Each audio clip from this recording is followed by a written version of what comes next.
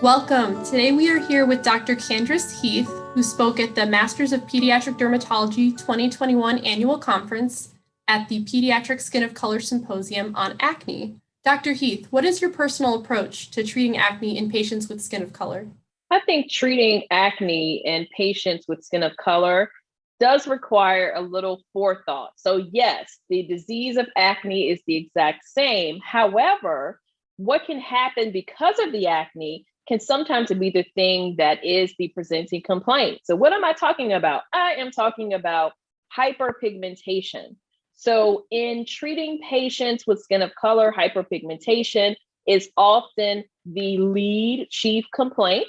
And it can often, this pigmentation has been known to really impact the quality of life of patients. So if you complete your entire acne visit and you never mention anything about the hyperpigmentation, that visit may not go as well as expected. So with my approach, I always want to address the acne using medications that also can help with pigmentation. For an example, we've known for a long time that topical retinoids not only affect the acne, treat the acne, but also it can also help to begin to treat some of the dark spots. I also include a recommendation for moisturizers with sunscreen. Now, of course, we know that acne treatments can be very drying anyway, but so why not also encourage the use of a moisturizing sunscreen that can help to keep those dark spots from getting darker? And I think the final piece is actually verbalizing that you see the hyperpigmentation in the first place. Because if not, that patient is going to leave the office and exclaim that, wow, I came in for dark marks and they did not even treat me for that. Although we know that, yeah, you did. But if you don't say it, then you can miss the mark on that. And you can lose that patient and they may lose faith in you. Dr. Heath, can you tell us more about the approved and/or emerging therapies for treatment of acne in pediatric patients specifically? Sure. So for acne, we have had some medications that have been approved for a long time. As I mentioned, topical antibiotics. We do have some topical antibiotics, new ones in different formulations in vehicles. So for an example, there are foams that have been made available in the antibiotic space. So that's great for being able to apply to the trunk, like the chest and back, for an example, for ease of application.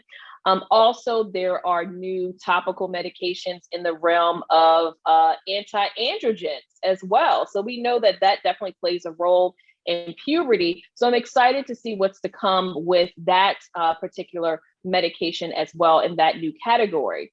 And for years, we have had the same oral antibiotics available in different doses, like tetracyclines, for an example, doxycycline and minocycline. But now we do have a new kid on the block, sarecycline, that also is something new to try. In addition, there's topical dapsone, and there are more to come. And of course, oldies but goodies, isotretinoin also. In the right patient population and family may be appropriate for those who have very, very severe acne.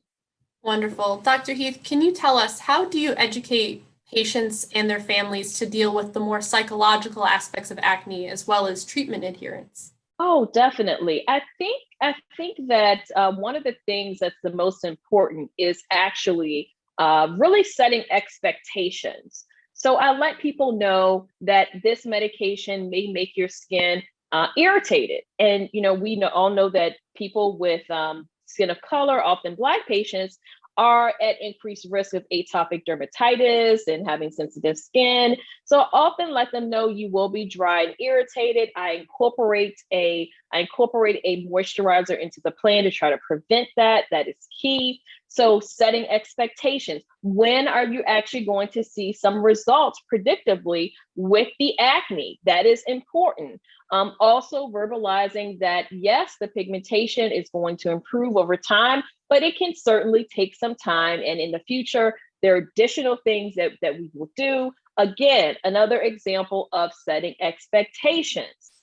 If you take time to look at studies, that talk about quality of life of various conditions, there have been studies that have supported the fact that people with post-inflammatory hyperpigmentation, who are women, definitely have a huge impact on their self-esteem and, in essence, quality of life, dealing with hyperpigmentation. So it's definitely something not to take lightly, because guess what? If you're taking care of a child who has skin of color and the parent is there, this parent probably has a very intimate relationship with hyperpigmentation. And the reason they're there in the first place is because they do not want their child to have to face those same self-esteem battles. So it is way more than just acne. It is way more than just dark spots.